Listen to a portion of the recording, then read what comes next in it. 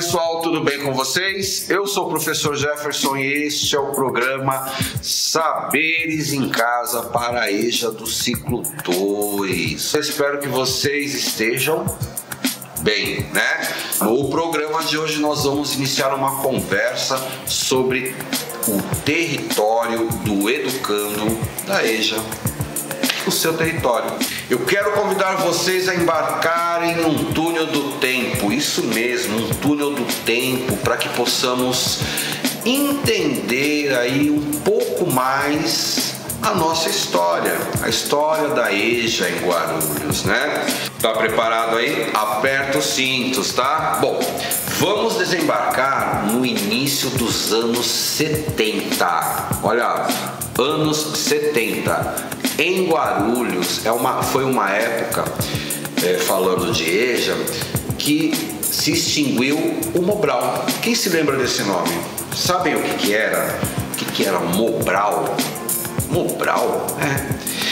Quem tem mais idade deve se lembrar do Movimento Brasileiro de Alfabetização, ou seja, Mobral, Movimento Brasileiro de Alfabetização. Pois bem, nessa época nossa cidade começa a implantar esta modalidade para estudantes, né, jovens e adultos, assim como você que me assiste, no formato de ensino supletivo, né, em substituição até então ali ao extinto Mobral. Mas vamos viajar mais um pouquinho nessa linha do tempo, ok?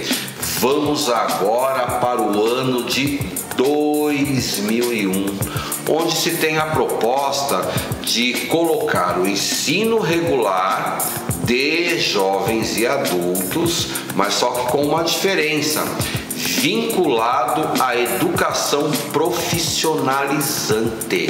Olha que interessante. Então, nessa época, era ofertado na rede cursos profissionalizantes, né? Tipo de azulejista, eletricista de residências, entre vários outros. Viajando um pouquinho mais, já em 2006 implementa-se o projeto do ciclo 2. Só que eram apenas 5 escolas. Agora, atualmente temos o ciclo 1, que equivale ao primeiro ano até o 5º ano. Ciclo 1, primeiro ano até o 5º. E o ciclo 2, que equivale do 6º ano até o 9º ano. Então, se você estiver no ciclo 2, você pode estar fazendo uma dessas séries aí.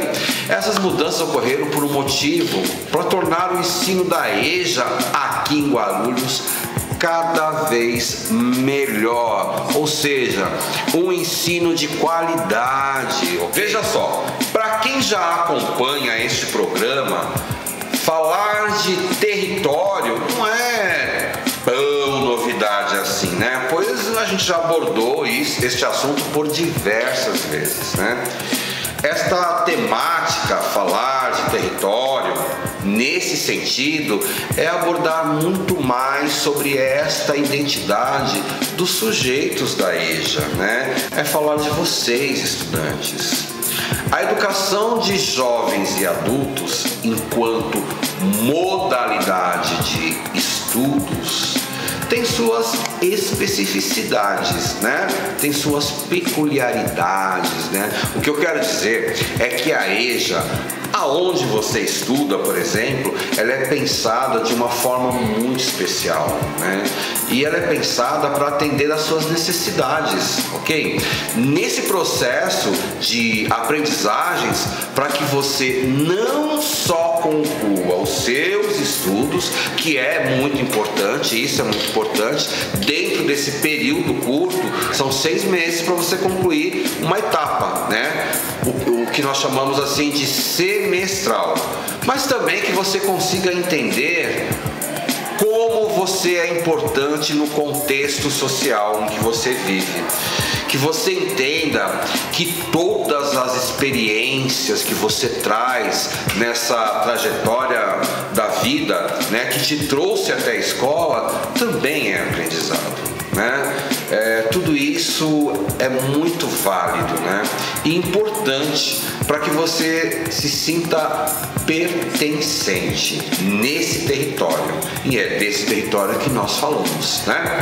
Assim, dá para a gente entender que quando falamos de território educativo, estamos propondo essa reflexão do todo que envolve esse sujeito, as suas peculiaridades, né? O seu lugar de fala, estar aí neste território que abrange seus direitos enquanto cidadão, sua história de vida, né? Que é uma história de muitas lutas, de dificuldades enfrentadas, mas vencidas, né?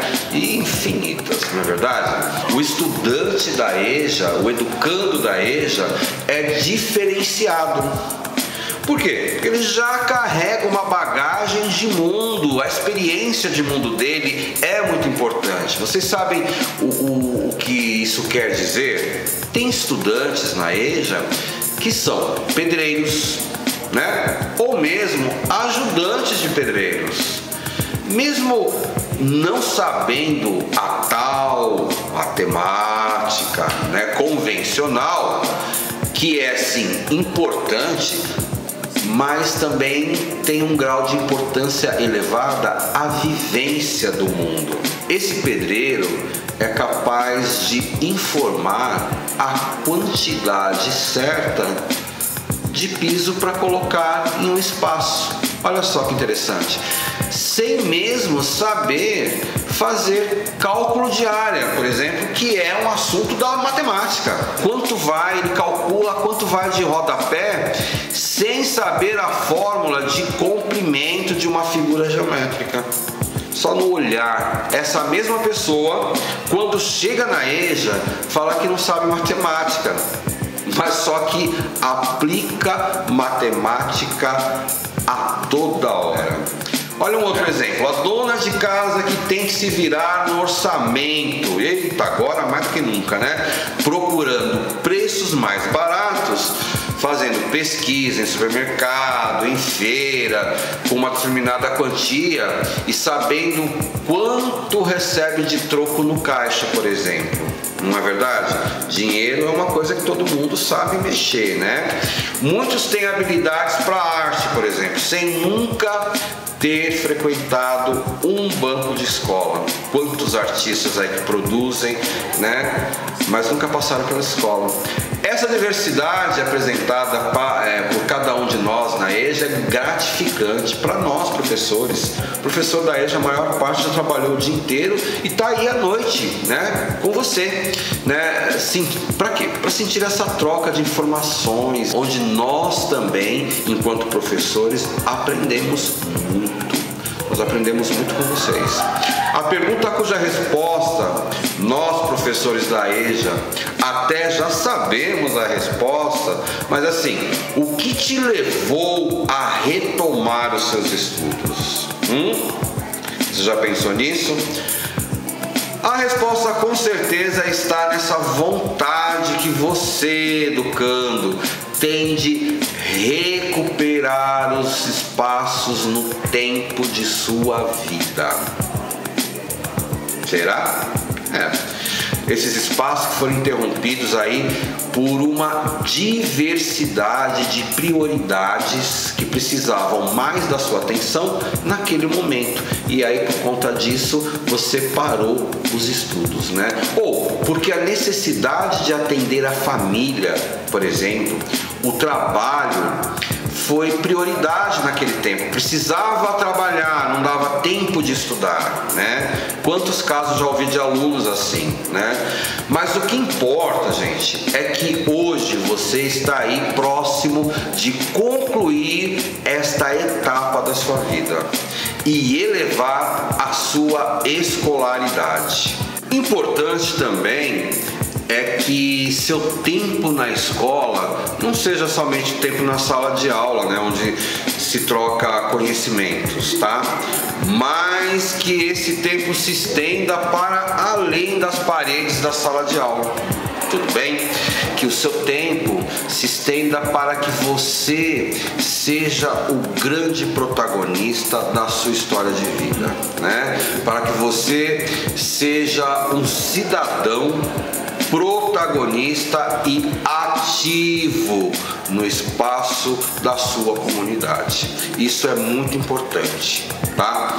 Até porque a realização, né, da nossa vida em sociedade, ela acontece exatamente nessa dimensão de tempo, de espaço, que nós chamamos de territórios. Se pesquisarmos um conceito da palavra território, vamos perceber aí um pouco das mais diversas categorias conceituais da geografia que está relacionada nesse processo de transformação e construção do espaço geográfico. Estou falando de geografia, tá? E vamos observar que este conceito ele vai variar muito. Geograficamente falando, a palavra território se relaciona a um espaço próprio, ok? E muitas vezes esse espaço próprio é delimitado a partir de uma relação de poder e uma relação de posse. Vocês mesmos conhecem aí histórias de colegas que voltaram a estudar na EJA? Quem não conhece uma história de alguém que retomou seus estudos? Eu vou contar uma história de um estudante que até pouco tempo ele estava sentado nos nossos bancos escolares, assim como você. A pessoa, quando ele era adolescente, acabou tendo que sair da escola para ajudar a família. Aí passou o tempo, ele cresceu, casou, teve filhos, tentou voltar novamente, mas só que teve que abrir mão dessa vontade. Por quê? Porque naquele momento importante é ele priorizar o estudo dos filhos, né? Que é natural esse processo às vezes, né? Você sabe, os filhos se formaram, ele se matriculou numa escola nossa, a escola da prefeitura de Guarulhos, né? Que tinha a EJA, só que tinha um problema. Ele não tinha documento que comprovasse, ele não tinha como comprovar que ele já tinha estudado aqueles anos anteriores, né? Mas a EJA, dentro das suas possibilidades, consegue fazer toda uma organização. Depois de muito tempo, encontrei ele na escola e ele relatou que já tinha concluído o ensino médio. Olha só que interessante. E também na modalidade da EJA. Vocês notaram que, com tudo isso, eu acabei relatando uma linha do tempo, né? Que o nosso educando fez aí na sua trajetória da EJA. Perceberam isso? Vocês viram que interessante? É possível fazer a linha do tempo sobre a nossa vida, né? No início do programa mostramos a linha do tempo da EJA em Guarulhos. É possível fazer uma linha do tempo com diversos assuntos. Essa que está na tela é sobre a história da culinária. Olha que interessante. Por que eu estou falando de linha do tempo? Porque esta é a proposta da nossa atividade. Que tal a gente construir uma linha do tempo? Você sabe fazer? É muito fácil. Para você fazer, você vai precisar de uma folha de sulfite ou uma folha que você possa fazer um desenho. A proposta é que você construa uma linha do tempo que envolvam aí as datas mais importantes da sua vida. Primeiro, separe as datas, marque aí no papel, no caderno, marque as datas que você acha que foram significativas, ok? E depois escreva por que elas foram significativas para você, né? Você vai fazer aí uma viagem baseada na memória e você vai perceber o quanto você trilhou nessa jornada e o quanto você já venceu na história da sua vida. Eu vou mostrar para vocês mais ou menos como é que faz a maneira do tempo. E aí eu quero escolher alguém de importância, alguém que a gente conhece.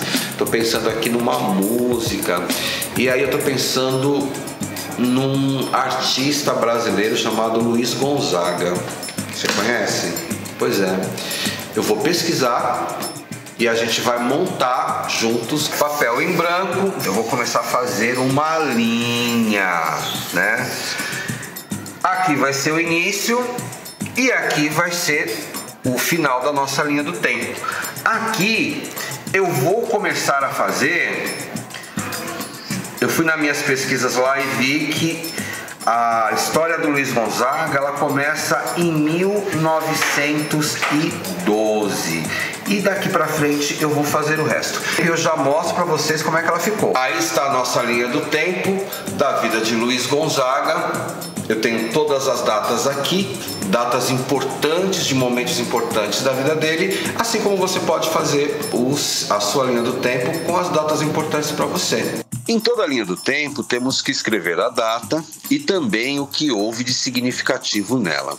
Uma explicação, por exemplo, a história de Luiz Gonzaga, o rei do Baião, começou, sabe quando? Em 1912, pois foi seu ano de nascimento. Vocês viram que a linha do tempo que nós fizemos está sem informação, não é mesmo? Então, eu vou deixar um desafio para você agora. Vai ser um jogo. Na descrição do vídeo você vai encontrar um link para descobrir mais sobre a vida de Luiz Gonzaga. Esse é um ícone da música popular brasileira. Já é chamado do Rei do Baião. E aí, tá afim? Não esqueça de pedir para o seu professor ou para o seu coordenador da escola para enviar aqui pra gente, tá bom? Aguardo vocês no próximo programa. Grande abraço e até lá!